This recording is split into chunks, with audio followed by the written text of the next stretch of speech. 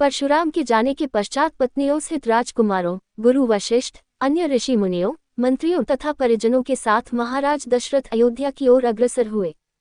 मंत्रियों ने शीघ्र ही 2 शीघ्रगामी दूतों को सभी के वापस आने की सूचना देने के लिए अयोध्या भेज दिए। दूतों के अयोध्या पहुंचने तथा सूचना देने पर नगर के सभी चौराहों, अट्टालिकाओं, मंदिरों एवं महत्वपूर्ण मार्गों को नाना भांति की रंग बिरंगी ध्वजा पताकों से सजाया गया। राजमार्ग पर बड़े बड़े सुरम्य द्वार बनाए गए और उन्हें तोरणों से सजाया गया।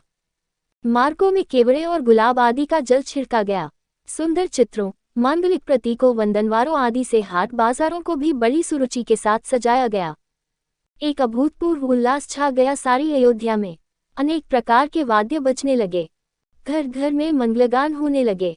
यह ज्ञात होने पर कि बारात लौटकर अयोध्या के निकट पहुंच गई है तथा नगर के मुख्य द्वार में प्रवेश करने ही वाली है, सुंदर, सुकुमार, रूपवती, लावण्यमयी कुमारियां अनेक रत्नजटित वस्त्राभूषणों से सुसज्जित होकर आगंतुकों का स्वागत करने के लिए आरतियां लेकर पहुंच गई। महाराज दशरथ और राजकुमारों के स्वर्णिम फूलों से सुसज्जित सोने के हौदे वाले हाथियों पर बैठकर नगर में प्रविष्ट होने पर चारों ओर उनकी जय जयकार होने लगी। ऊंची ऊंची अट्टालिकाओं पर बैठी हुई सुंदर सौभाग्यवती रमणियां उन पर पुष्पवर्षा करने लगी। अयोध्या की नववधुओं सीता, उर्मिला, मांडवी और श्रुतकीर्ति को देखने के लिए अट्टालिकाओं की खिड़कियां और छज्जे दर्शनोत्सुक युवतियों, कुमारियों से ही नहीं वरन प्रौढ़ाओं एवं वृद्धाओं से भी खचाखच भर गए। सवारी के राजप्रसाद में पहुंचने पर राजा दशरथ की समस्त रानियों ने द्वार पर आकर अपनी वधुओं की अगवानी की। महारानी कौशल्या, कैकेयी एवं सुमित्रा ने आगे बढ़कर बारी बारी से चारों वधुओं को अपने हृदय से लगाया और असंख्य हीरे मोती उन पर न्यौछावर करके उपस्थित याचकों में बांट दिए। फिर मंगलाचार के गीत गाती हुई चारों राजकुमारों और उनकी अर्धांगिनियों को राजप्रासाद के अंदर ले आईं। इस अपूर्व आनंद के अवसर पर महाराज दशरथ ने दानादि के लिए कोष के द्वार खोल दिए और मुक्त हस्त से नगरवासी ब्राह्मणों को भूमि, स्वर्ण, रजत, हीरे, मोती, रत्न, गौएं, वस्त्रादि दान में दिए।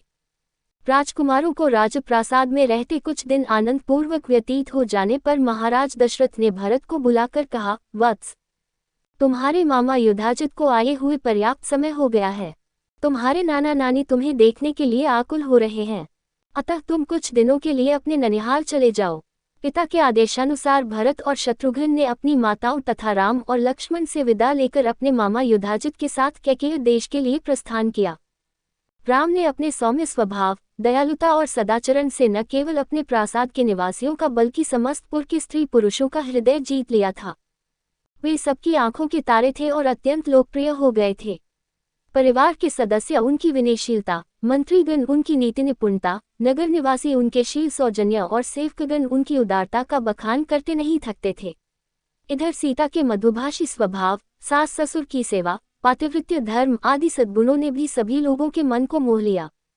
नगर निवासी राम और सीता की युगल जोड़ी को देखकर अत्यंत प्रसन्न होते थे। उनके प्रेम और सद्व्यवहार की चर्चा घर घर में की जाती थी।